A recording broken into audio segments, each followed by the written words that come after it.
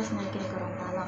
Saya merupakan salah satu anggota dari kelompok 5 yang akan bekerja sama dalam menyelesaikan tugas UTS mata kuliah Pancasila bersama dengan kedua teman saya, Awan M. Jafar dan Fahmi Mangga.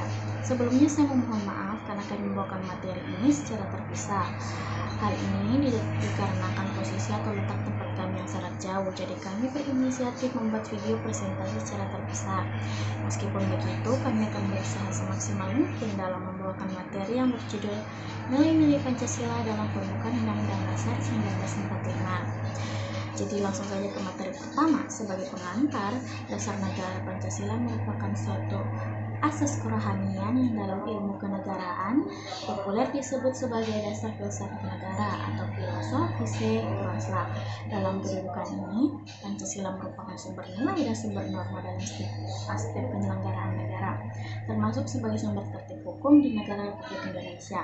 Konsekuensinya, seluruh peraturan perundang-undangan serta penyebarannya senantiasa berdasarkan nilai-nilai yang terkandung dalam sila-sila Pancasila.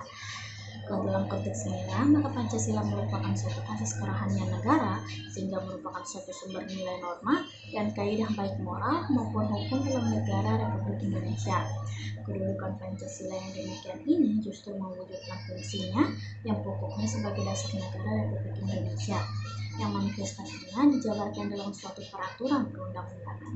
Oleh karena itu, Pancasila merupakan sumber hukum dasar negara, baik yang tertulis, yaitu Undang-Undang Dasar Negara, maupun hukum dasar tidak tertulis atau konvensi. Negara Indonesia adalah negara demokrasi yang berdasarkan atas hukum. Oleh karena itu, segala aspek dalam pelaksanaan dan penyelenggaraan negara diatur dalam suatu peraturan perundang-undangan. Dalam pengertian inilah, maka negara dilaksanakan berdasarkan pada suatu konstitusi atau undang-undang dasar negara, pembagian kekuasaan, lembaga tinggi negara, hak dan kewajiban warga negara, keadilan sosial, dan lainnya diatur dalam suatu undang-undang dasar negara. Bagi bangsa Indonesia, setelah melakukan dan hukum Undang-Undang Dasar bagi negara Republik Indonesia disebut juga reformasi, terutama sebagai Undang-Undang Dasar Negara Republik Indonesia tahun 1945. Dalam Undang-Undang Negara Republik Indonesia tahun 1945 terkandung di dalamnya pembukaan Undang-Undang Dasar 1945 beserta pasal-pasalnya, yaitu sejumlah 37 pasal, aturan peralihan berjumlah 3 pasal, dan aturan tambahan berjumlah 2 pasal. Oleh karena itu, dalam pembahasan ini tidak dapat dilepaskan dengan eksistensi pembukaan Undang-Undang Dasar 1945 yang merupakan deklarasi bangsa dan negara Indonesia yang memuat Pancasila sebagai dasar negara, tujuan negara, serta bentuk negara Republik Indonesia.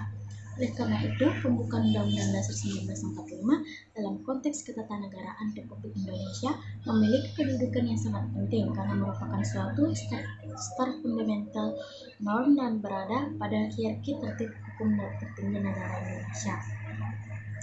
Apa saja kedudukan, fungsi, dan pembukaan Undang-Undang Dasar 1945? Pembukaan Undang-Undang Dasar 1945 bersama dengan pasal Undang-Undang Dasar 1945 disahkan oleh PPKI pada tanggal 18 Agustus 1945 dan diundangkan dalam Berita Republik Indonesia tahun kedua nomor 7. Pembukaan Undang-Undang Dasar 1945 dalam ilmu hukum mempunyai kedudukan di atas pasal-pasal Undang-Undang Dasar 1945. Konsekuensinya, keduanya memiliki kedudukan hukum yang berlainan, namun keduanya terjalin dalam suatu hubungan kesatuan yang kausal dan organis. Pembukaan Undang-Undang Dasar 1945 terdiri atas 4 alinea dan setiap alinea memiliki spesifikasi jika kalau ditinjau berdasarkan isinya. Alinea pertama, kedua, dan ketiga memuat segolongan pernyataan yang tidak memiliki hubungan kausal organis dengan pasal-pasalnya. Bagian tersebut memuat serangkaian pernyataan yang menjelaskan peristiwa yang mendahului terbentuknya negara Indonesia. Adapun bagian keempat memuat dasar fundamental dari negara, yaitu tujuan negara, ketentuan Undang-Undang Dasar Negara, bentuk negara, dan dasar filsafat negara Pancasila. Oleh karena itu, alinea keempat ini hubungan kausal organis dalam pasal-pasal Undang-Undang Dasar 1945, sehingga hubungannya dengan si pasal-pasal UUD 1945 tersebut. Pembukaan Undang-Undang Dasar 1945 dalam tertib hukum Indonesia dalam sistem peraturan perundang-undangan Indonesia. Keseluruhan sistem norma hukum negara Republik Indonesia secara keseluruhan merupakan suatu sistem yang hierarkis atau berjenjang. Pancasila sebagai dasar filsafat negara Indonesia dalam tertib hukum Indonesia merupakan sumber karena berkedudukan sebagai norma dasar yang berturut-turut kemudian Verfas Sumnom UUD 1945 atas ketetapan MPR serta Desumnom atau Undang-Undang Pancasila yang merupakan esensi dari Stat Fundamental Norm. Pada hakikatnya berkedudukan sebagai stat fundamental norm dalam sistem tertib. 1945 Mahmud 1999 ayat 59 berdasarkan analisis tersebut di atas, maka Pancasila secara ilmiah sebagai dasar koherensi bagi peraturan perundang-undangan di Indonesia. Hal ini mengandung arti bahwa secara epistemologis Pancasila merupakan dasar kebenaran koherensi bagi peraturan perundangan dalam arti bahwa suatu peraturan perundang-undangan itu adil atau tidak. Dalam filsafat hukum, suatu sumber hukum meliputi dua macam pengertian, yaitu satu, sumber formal hukum, yaitu sumber hukum ditinjau dari bentuk dan tata cara penyusunan hukum yang mengikat terhadap komunitasnya. Kedua, sumber material hukum, yaitu sumber hukum yang menentukan materi atau isi suatu norma hukum. Ketiga, sumber material hukum ini dapat berupa nilai-nilai, misalnya nilai kemanusiaan, nilai ketuhanan, nilai keadilan, dan dapat pula berupa fakta, yaitu realitas, perkembangan masyarakat, dinamika aspirasi masyarakat, perkembangan ilmu pengetahuan dan teknologi, serta budaya. Darmo Diharjo 1996. Pancasila yang di dalamnya terkandung nilai-nilai religius, nilai hukum moral, nilai bukan kodrat, dan nilai filosofis merupakan suatu sumber hukum material bagi hukum positif Indonesia.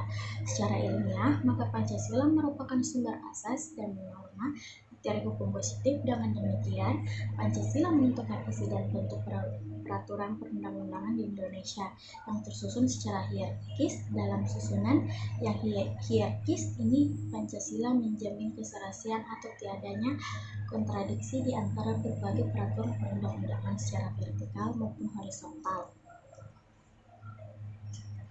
Hal ini mengandung suatu konsekuensi. Jika kalau terjadi ketidakserasian atau bertentangan norma hukum yang satu dengan yang lainnya yang secara hierarkis lebih tinggi, apalagi dengan Pancasila sebagai sumbernya.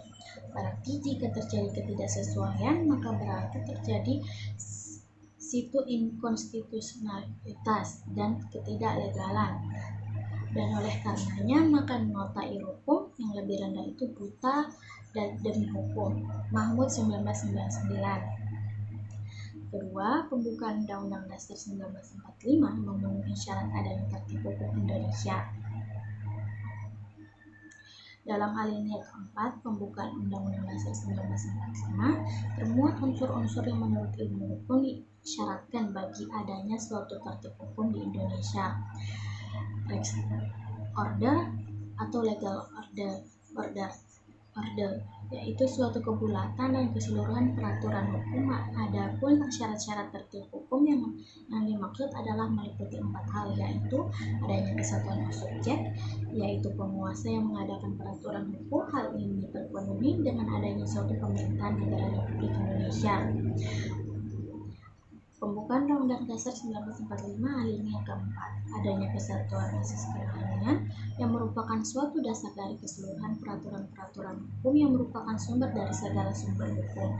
Hal ini terpenuhi oleh adanya dasar filsafat negara Pancasila sebagaimana tercantum dalam alinea keempat pembukaan Undang-Undang Dasar 1945.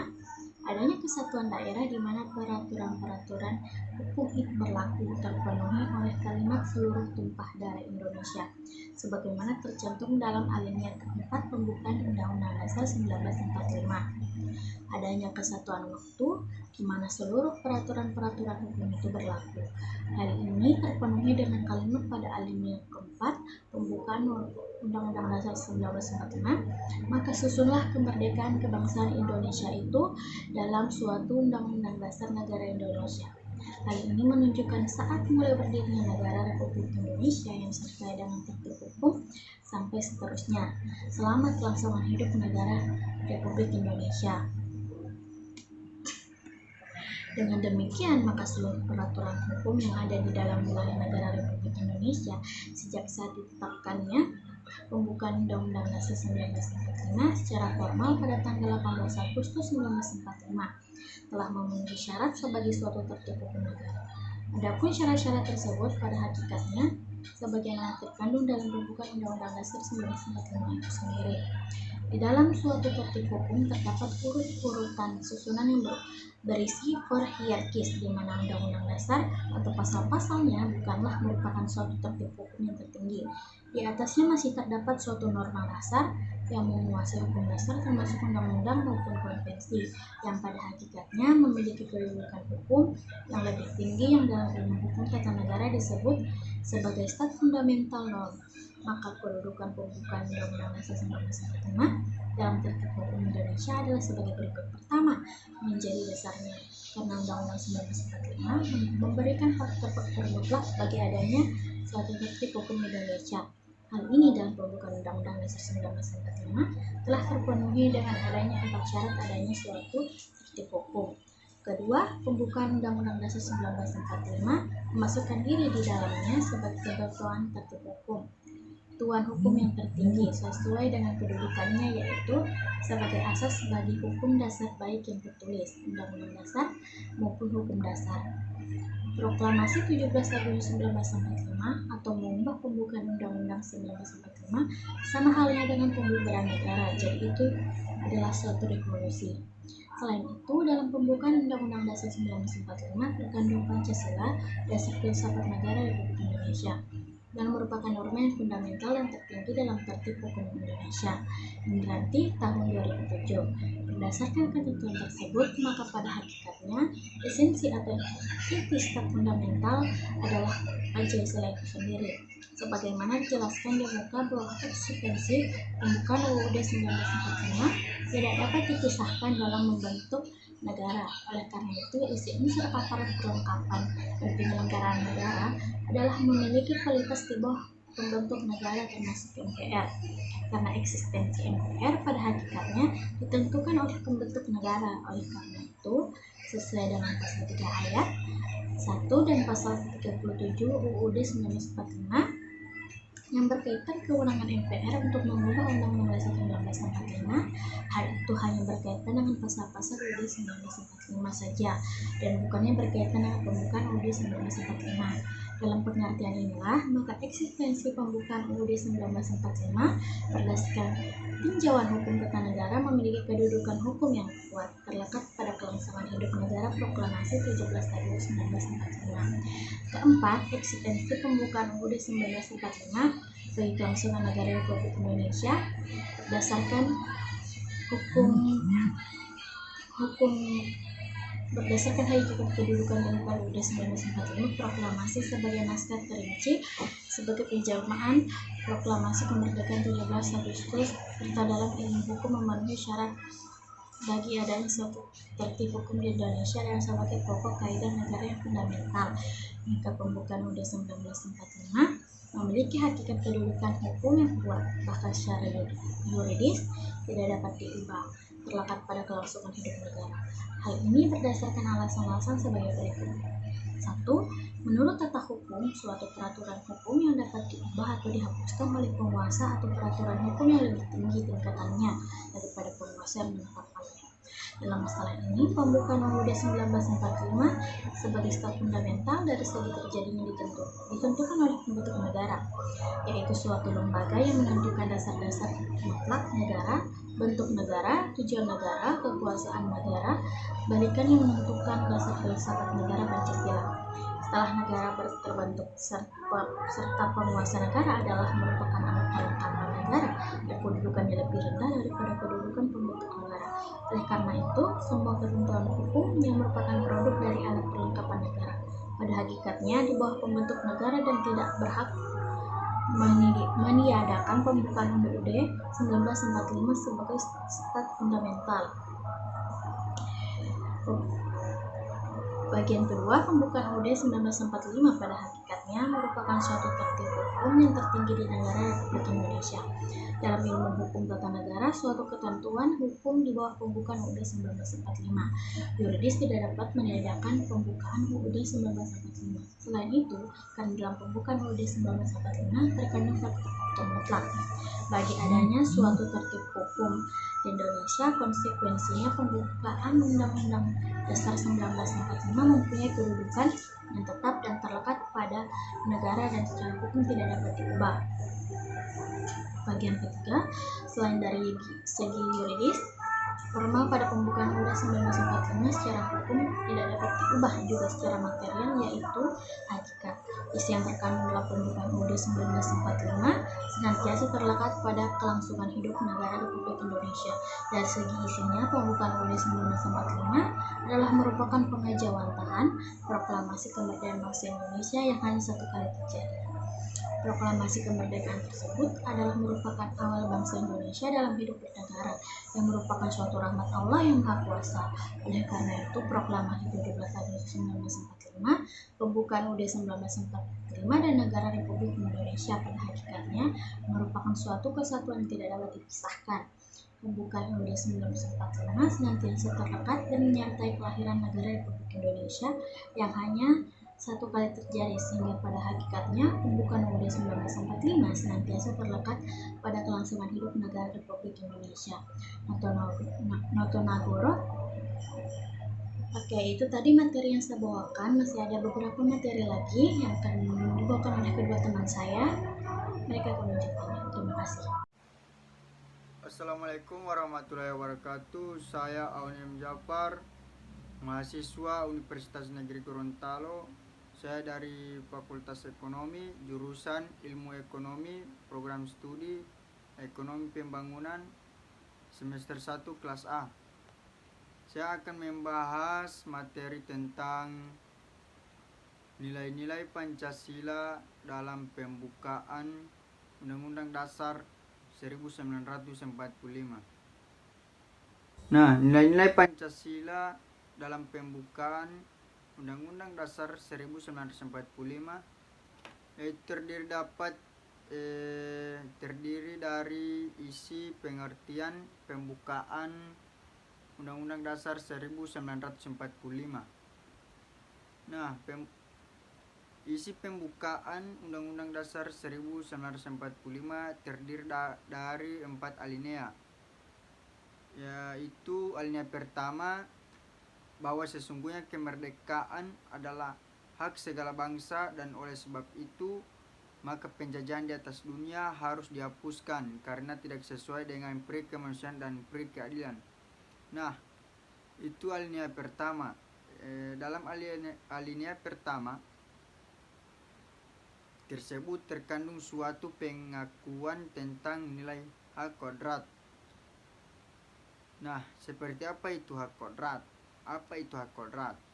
Hak kodrat adalah hak yang merupakan karunia dari Tuhan Yang Maha Esa yang melekat pada manusia sebagai makhluk individu dan makhluk sosial.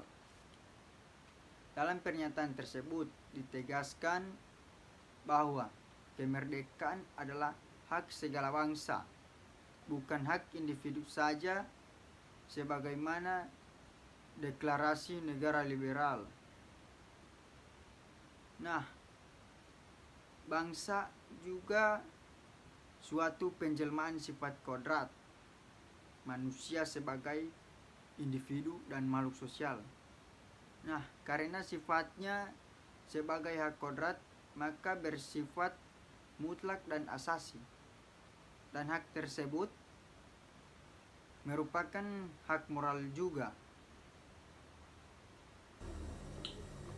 Terima kasih, itu penjelasan dari alinea pertama pembukaan Undang-Undang Dasar 1945. Nah, selanjutnya alinea kedua, yaitu dalam perjuangan pergerakan kemerdekaan negara Indonesia telah sampailah kepada saat yang berbahagia dengan selamat sentosa mengantarkan rakyat Indonesia ke depan pintu gerbang kemerdekaan negara Indonesia yang merdeka, bersatu, berdaulat, adil dan makmur.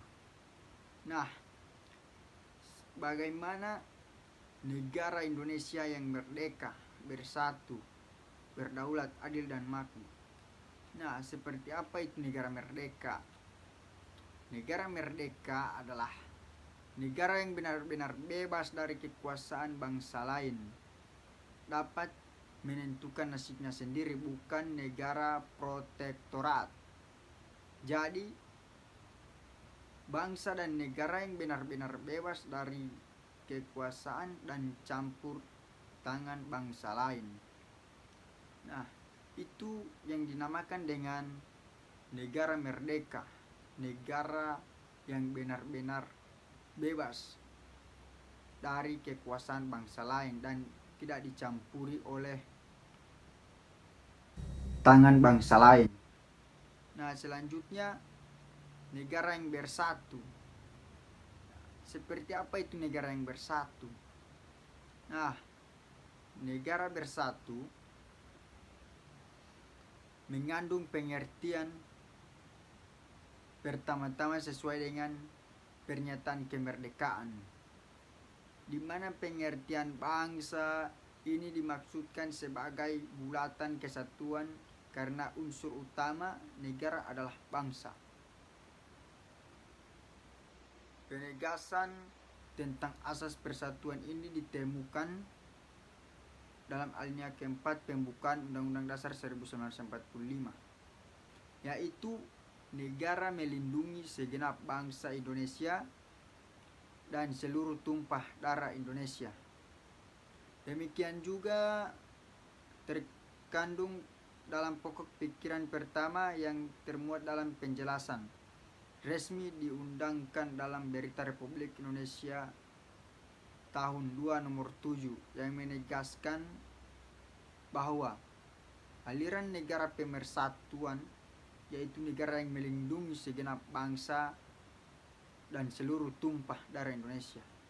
Nah, itu yang dimaksud dengan negara berdaulat.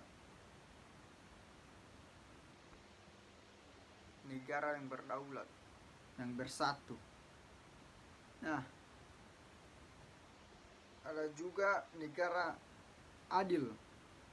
Nah, seperti apa itu negara yang adil?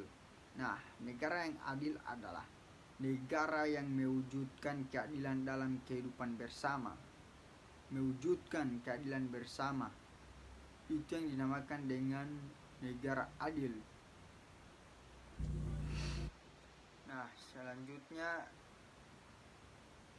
alinea ketiga. Nah, yaitu alinea ketiga, atas berkat rahmat Allah yang Maha Kuasa dan dengan didorongkan oleh keinginan luhur supaya berkehidupan kebangsaan yang bebas, maka rakyat Indonesia menyatakan dengan ini kemerdekaannya. Nah, dinyatakan kembali proklamasi pada alinea ketiga pembukaan Undang-Undang Dasar 1945, menunjukkan bahwa antara pembukaan dengan proklamasi 17 Agustus 1945 adalah merupakan satu kesatuan. Namun perlu diketahui bahwa proklamasi 17 Agustus 1945 perlu diikuti dengan suatu tindak lanjut, yaitu membentuk negara, dan hal ini dirinci dalam pembukaan Undang-Undang 1945. Nah, ada juga pengakuan nilai religius, yaitu dalam pernyataan atas berkat rahmat Allah yang Maha Kuasa. Nah, ini mengandung makna dari negara Indonesia mengakui nilai religius, bahkan merupakan suatu dasar negara, sila pertama, sehingga konsekuensinya merupakan dasar dari hukum positif negara maupun dasar moral negara. Baiklah, itu penjelasan alinea isi pembukaan Undang-Undang Dasar Negara Undang-Undang 1945. Kemudian alinea keempat yang terakhir, yaitu kemudian daripada itu untuk membentuk suatu pemerintah negara Indonesia yang melindungi segenap bangsa Indonesia dan seluruh tumpah darah Indonesia, dan untuk memajukan kesejahteraan umum, mencerdaskan kehidupan bangsa, dan ikut melaksanakan ketertiban dunia yang berdasarkan kemerdekaan, perdamaian abadi, dan keadilan sosial.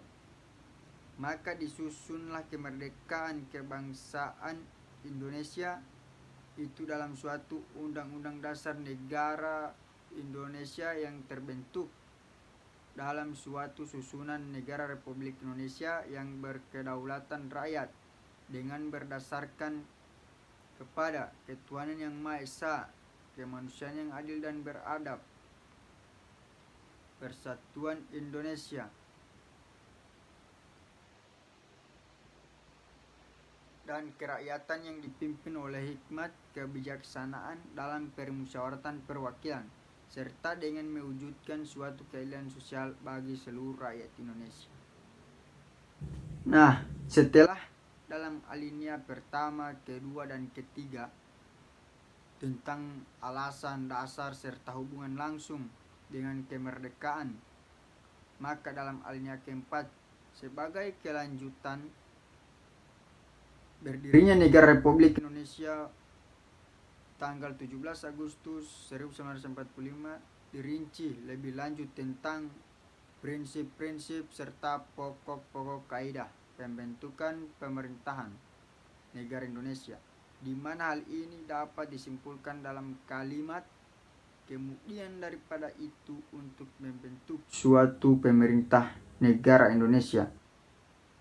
Nah, pemerintahan dalam susunan kalimat pemerintahan negara Indonesia dimaksudkan dalam pengertian sebagai penyelenggara keseluruhan aspek kegiatan negara dan segala kelengkapannya,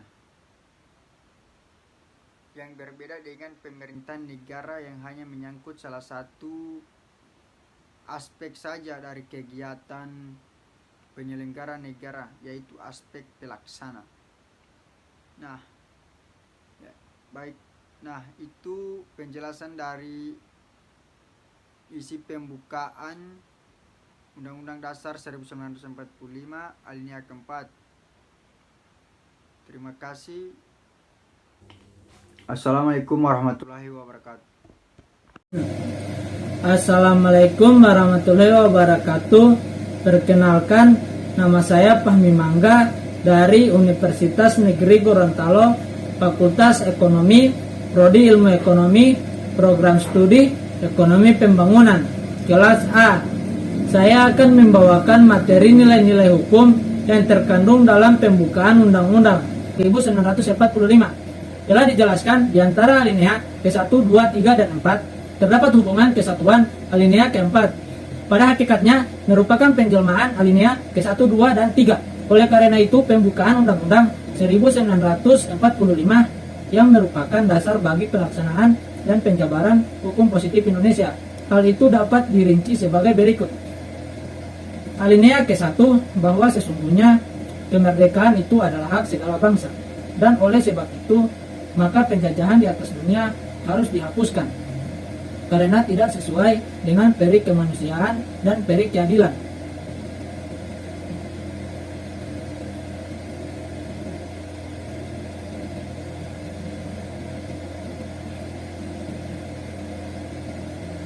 Kalimat kemerdekaan itu adalah hak segala bangsa dan merupakan hak moral, dan oleh karena sifatnya dan mutlak dan melekat pada kodrat manusia, maka juga merupakan hak kodrat dalam pembukaan alinea ke-1. Ini terkandung pengakuan adanya hukum kodrat yang juga merupakan hukum moral. Alinea kedua, dan perjuangan pergerakan kemerdekaan Indonesia telah sampailah kepada saat yang berbahagia dengan selamat sentosa, mengantarkan rakyat Indonesia ke depan pintu gerbang kemerdekaan negara Indonesia yang merdeka, bersatu, berdaulat, adil, dan makmur.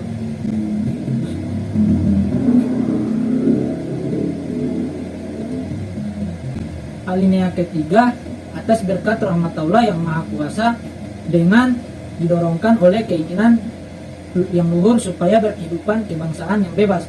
Atas berkat rahmat Allah yang Maha Kuasa adalah merupakan suatu pengakuan adanya hukum Tuhan. Adapun kalimat dengan didorongkan oleh keinginan yang luhur adalah merupakan suatu pengakuan adanya suatu hukum moral atau hukum etis. Alinea keempat, kemudian daripada itu untuk membentuk suatu pemerintah negara Indonesia yang melindungi segenap bangsa Indonesia dan seluruh kehidupan bangsa dan ikut melaksanakan ketertiban dunia yang berdasarkan kemerdekaan, perdamaian abadi dan keadilan sosial, maka disusunlah kemerdekaan kebangsaan Indonesia.